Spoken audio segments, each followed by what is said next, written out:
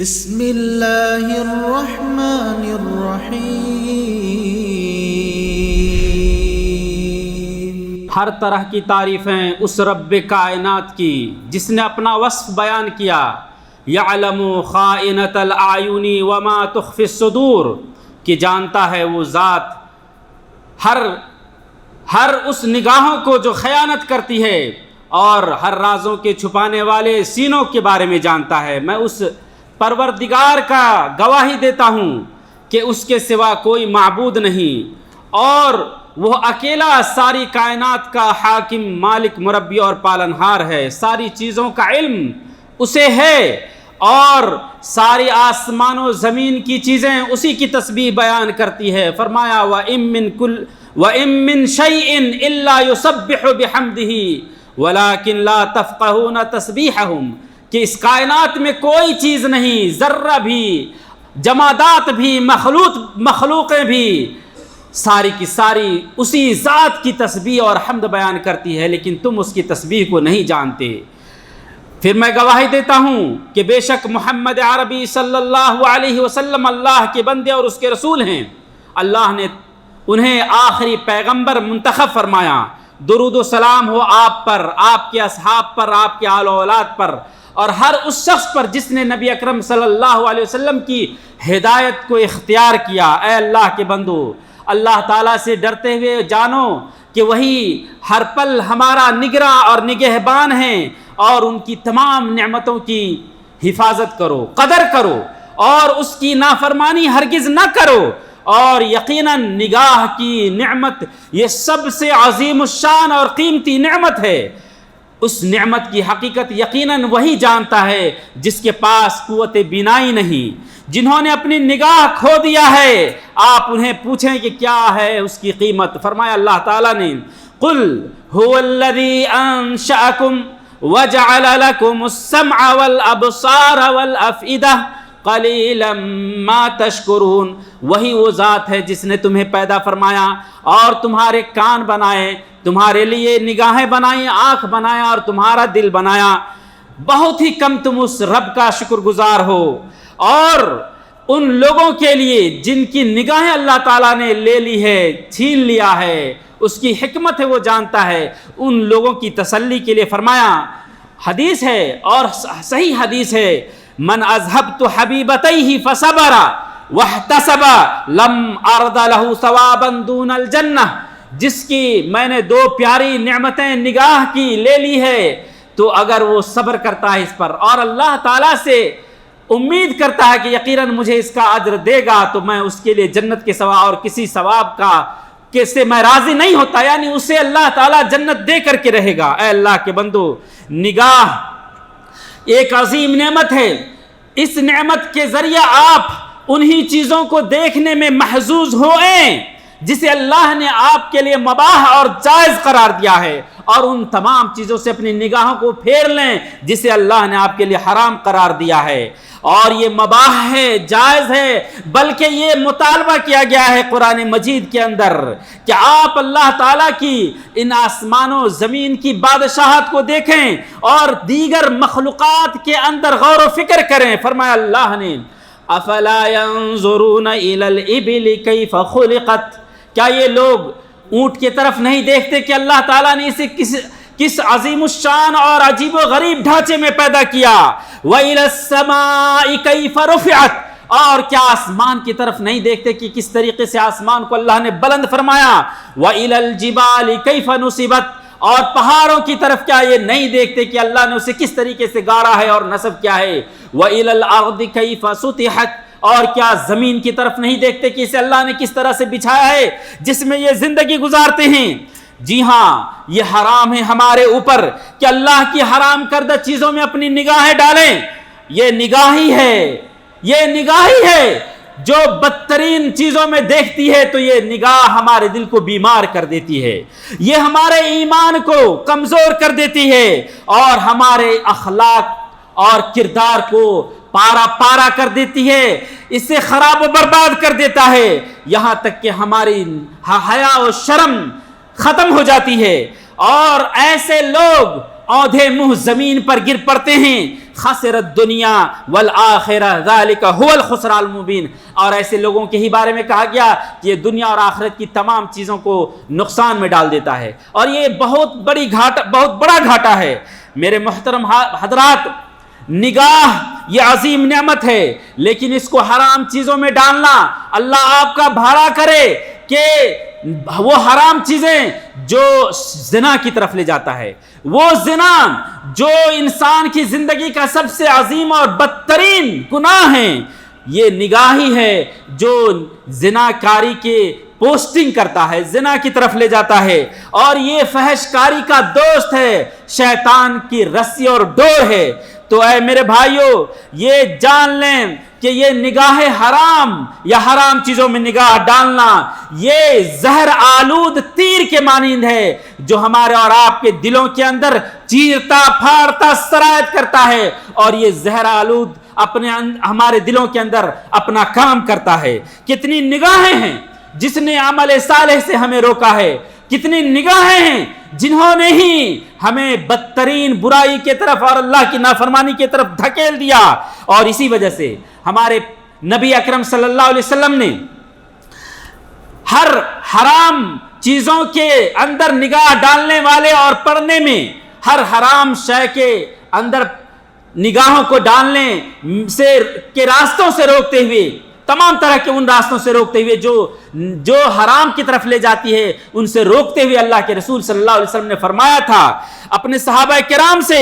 کہ تم راستوں میں نہ بیٹھا کرو. صحابہ کرام نے کہا کہ اللہ کے رسول، ہمیں ضروری طور پہ بیٹھنا پڑتا ہے کیونکہ ہمارے لیے کوئی جگہ نہیں ہوتی، ہم وہیں بیٹھ کر کے اپنے ساتھیوں سے باتیں کرتے ہیں اپنے دین و دنیا کی. تو آپ نے فرمایا فَأَعْتُوا الطَّرِيقَ حَقَّهُ، تو تمہارے لیے واجب ہے کہ تم راستے کا حق ادا کیا کرو. اور ان حقوق میں سے آپ صلی اللہ علیہ وسلم نے سب سے پہلی بات جو بتلایا وہ یہ تھا غض البصر، کہ اپنے نگاہوں کو پست رکھنا. ٹھیک ہے بیٹھو، لیکن سلام کرنا گزرنے والوں کو اور اپنی نگاہوں کو پست رکھنا. اے اللہ کے بندو، ہم اپنے اور اپنے اولاد کی تربیت کریں کہ اللہ ہمیں دیکھ رہا ہے. ہر منکرات سے بچنے کی آپ اور اسی طریقے سے ان بدترین اور بیہودہ تصویروں سے روکیں جو ہمیں موت اور ہلاکت کے اندر دھکیل دینے والی ہے. اور یاد دلائیں اپنے بچوں کو، یا ایھا الذین آمنوا استجیبوا للہ وللرسول اذا دعاکم لما یحییکم، کہ اے مومنو، اللہ اور اس کے رسول کی پکار پر لبیک کہو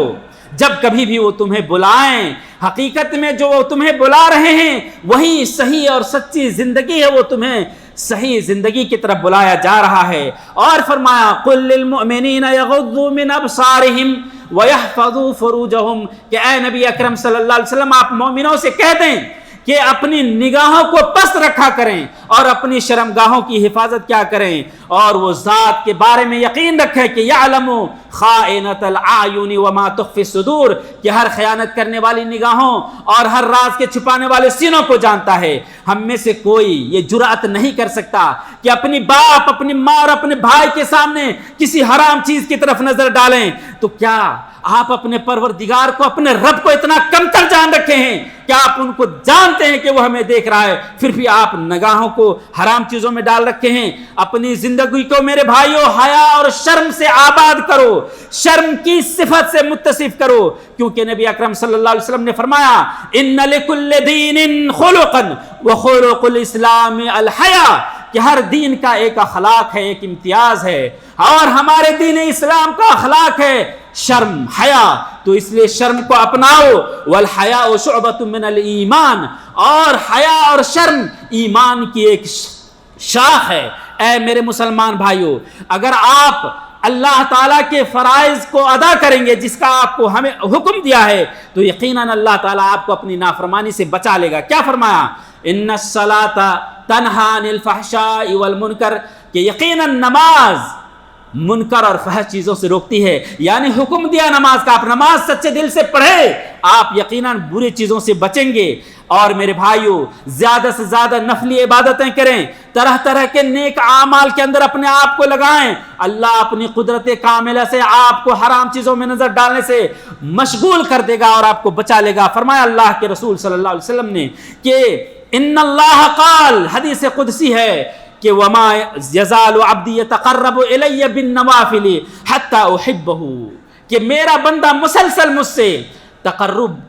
حاصل کرنے میں لگا رہتا ہے نوافل کے ذریعہ، فرائض کی ادا کرنے کے ساتھ مزید عبادتیں کرتا ہے کہ اللہ کی قربت حاصل ہو جائے اور کامیاب بندہ بن جاؤں۔ تو ایسے بندوں کے بارے میں رب ذوالجلال فرماتا ہے میں اس کا کان بن جاتا ہوں اور اس کی نگاہیں بن جاتا ہوں جس سے وہ دیکھتا اور سنتا ہے۔ میرے بھائیوں، اس سے پتہ چلتا ہے کہ آپ اگر اللہ کے محبوب بنیں گے تو اللہ تعالیٰ آپ کو کسی حرام چیز کی طرف نہیں لے جائے گا، اور ہمیں اور آپ کو چاہیے کہ ہم سچا اور پختہ ارادہ کریں کہ اپنی نگاہوں کو حرام چیزوں میں ڈالنے سے رک جائیں گے اور اپنے نفس کے ساتھ جہاد کرنے پر عزم مصمم کر لیں، تو یقیناً اللہ تبارک و تعالی ہمیں صحیح راہ کی رہنمائی کر کے رہے گا اور ہر منکر اور شر سے ہماری حفاظت کر کے رہے گا۔ کیسے نہیں ہم اس بات پر یقین رکھیں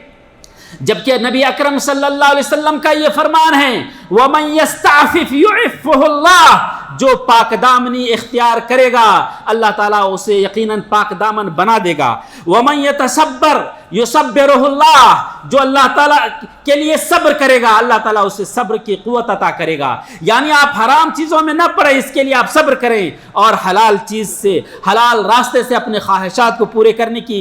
کریں گے تو یقیناً اللہ تعالیٰ اس کے لیے راستے ہموار کرے گا۔ لیس الشجاع الذی یحمی مطیتہ یوم النزال ونار الحرب تشتعل، ارے وہ بہادر نہیں جو اپنے سواری کو جنگ کے دن بچاتا ہے اس حال میں کہ جنگ کی آگ بھڑک رہی ہوتی ہے، لیکن فتن غضب طرفا او صنا بصرا عن الحرام فذاک الفارس البطل، لیکن وہ جوان جس نے اپنی نگاہوں کو حرام چیزوں میں پڑنے سے روک لیا تو وہی شہسوار اور وہی بہادر ہے۔ میرے بھائیوں، سب سے عظیم راستہ، بہترین راستہ ہمارے حفاظت کا، ہماری نگاہوں کے بچانے کا شادی کرنا ہے۔ آپ شادی کے لیے سبقت کریں۔ پیارے حبیب صلی اللہ علیہ وسلم نے فرمایا یا معاشر الشباب من استطاع منکم الباءۃ فلیتزوج، اے نوجوانوں کی جماعت، تم میں جو بھی قوت باہ رکھتا ہے انہیں چاہیے کہ شادی کرے۔ کیوں؟ فإنہ اغض للبصر واحسن للفرج، کیونکہ یہ نگاہوں کو زیادہ پست کرنے کا ذریعہ اور شرمگاہ کی حفاظت کا سبب ہے۔ اے اللہ کے بندو، فتنوں کی جگہوں سے اپنے آپ کو روکو اور بیہودہ حجتوں کے ذریعے اپنے آپ کو ہلاکت میں نہ ڈالو، اور ایسے چیٹنگ کرنے اور باتوں کرنے کے ویب سائٹوں سے دور رہیں جو آج ٹک ٹاک، میسنجر اور یاہو میسنجر، ایمو جیسی بہت دیگر ساری ایسی چیزیں آ گئی ہیں جو ہمارے مردوں اور عورتوں سب کو نچلے درجے میں گرا کر کے رکھ دیا ہے۔ وہ یہ بھی نہیں محسوس کرتے کہ ہم انسان ہیں یا حیوان ہیں۔ اللہ تعالیٰ ہی کی طاقت ہے، وہ رب السماوات والارض ہے، وہ ہمارے اوپر قابو پا سکتا ہے۔ اور آپ ذرا خیال کریں، جب ہم نمازوں میں ہوتے ہیں تو اس وقت ہماری شریعت اور ہمارا دین حکم دیتا ہے کہ عورتوں کے صف سے دور رکھو اپنے آپ کو، اور آپ ان کے بارے میں کیا کہیں گے جو پورے کھلے عام عورتوں کے ساتھ مذاق کرتا ہے، بازاروں میں گھومتا ہے اور اس سے باتیں کرتا ہے۔ یہ یقیناً ابتلا ہے، یہ یقیناً ابتلا ہے ان لوگوں کے لیے جو حرام میں اپنے آپ کو ڈالتا ہے، کیونکہ اللہ یہ پسند نہیں کرتا کہ ہم اپنے آپ کو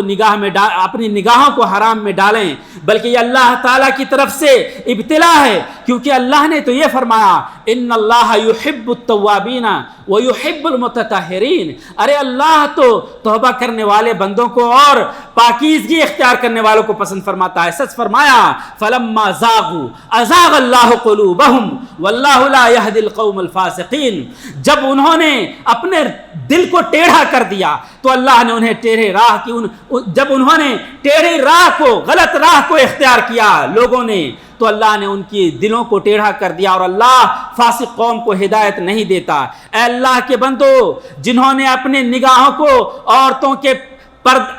کے پردے کو چاک کرنے میں لگا رکھا ہے اور اپنی عادت ڈال رکھا ہے کہ عورتوں کے پردے میں رہنے والی چیزوں کے پردہ چاک کر کے ان کو دیکھیں، تو ان سے گزارش ہے کہ اپنے اندر اخلاص پیدا کرتے ہوئے اللہ تعالیٰ سے گریہ وزاری کرو، اللہ کی طرف مال ہو، اور ہر فحش اور بری چیزوں سے اپنے آپ کو پھیرنے کی کوشش کرو، کیونکہ اللہ تبارک و تعالیٰ اپنے مخلص بندوں کی اس کی توفیق دیتا ہے۔ اور نمازوں میں آپ دعا کریں بار بار، جیسا کہ اللہ کے رسول نے فرمایا اللہم باعد بینی و بین خطایایا کما باعدت بین المشرق والمغرب، اے اللہ مجھے اور میری گناہ کے درمیان مشرق و مغرب کے درمیان کی دوری پیدا فرما دے، یعنی گناہ اتنا دور کر دے اللہ کہ میں وہاں تک پہنچ ہی نہ سکوں، اور مجھے پاک کر۔ اے اللہ کے بندو جان لو کہ اللہ تعالیٰ وہی ایک غالب ہے سب پر، اور وَهُوَ يُدْرِكُ الْأَبْصَارَ وَلَا تُدْرِكُهُ الْأَبْصَارُ، وہ ساری نگاہوں کو دیکھتا ہے اور کوئی نگاہیں اسے نہیں دیکھتا ہے۔ اللہ کے بندو اللہ سے ڈرو، اپنے دین کی حفاظت کرو، اپنے اعضاء و جوارح کی حفاظت کرو، اور جان لو کہ یا ایھا الذین آمنوا لا تتبعوا خطوات الشیطان، شیطان کی راہوں کی پیروی نہ کرو، کیونکہ اس کی راہ کی پیروی کرنا سوائے منکر اور بیہودہ راہ کے کوئی چیز کا حکم نہیں دیتا۔ عبادہ بن صامت رضی اللہ تعالیٰ عنہ کی روایت میں ہے کہ آپ صلی اللہ علیہ وسلم نے فرمایا اضمنوا لی ستا من انفسکم، تم اپنے جانب سے میرے لیے 6 چیزوں کی ضمانت دو تو میں تمہیں جنت کی ضمانت دیتا ہوں، کہ جب بات کرو تو سچ بولو، اور جب وعدہ کرو تو وعدہ پورا کرو، اور جب تمہارے پاس امانت رکھی جائے تو امانت ادا کرو، واحفظوا فروجکم، اور اپنی شرمگاہ کی حفاظت کرو، وغضوا ابصارکم، اور اپنی نگاہوں کو پس رکھا کرو، وکفوا ایدیکم، اور اپنے ہاتھوں کو ظلم کرنے سے روکو۔ اے محترم سامعین کرام، یقیناً ان جیسے اعمال میں ایمان کی لذت ہے، اور جس نے بھی اپنے لیے اللہ کے لیے کسی چیز کو چھوڑا اللہ اس سے بہتر چیزیں عطا کرے گا۔ اور دوسرا فائدہ یہ ہے کہ اللہ تبارک و تعالیٰ ایسے دل کو منور کرتا ہے اور ایسی فراست اور سوجھ بوجھ عطا کرتا ہے جس کے ذریعے سے اس کی زبان پر اللہ تعالیٰ حکمتیں جاری کرتا ہے، اور حق و باطل کے درمیان وہ خود تمیز کر سکتا ہے۔ اللہ رب العالمین ایسے بندوں کو قوت قلب عطا کرتا ہے، بہادری عطا کرتا ہے۔ اللہ ہمیں اور آپ کو اس بات کی توفیق عطا فرمائے، آمین۔ وصلی اللہ علی نبینا محمد، والسلام علیکم۔